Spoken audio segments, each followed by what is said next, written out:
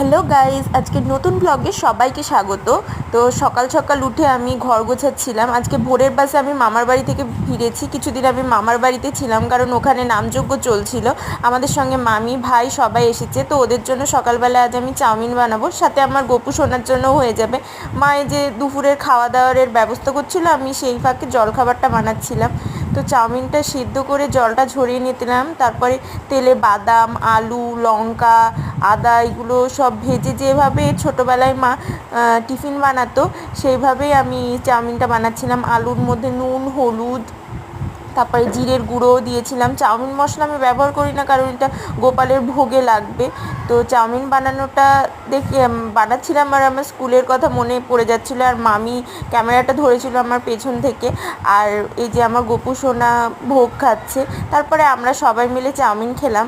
আর আজকে দুপুরের লাঞ্চটা সবাই একসঙ্গে করেছিলাম। ভিডিওটা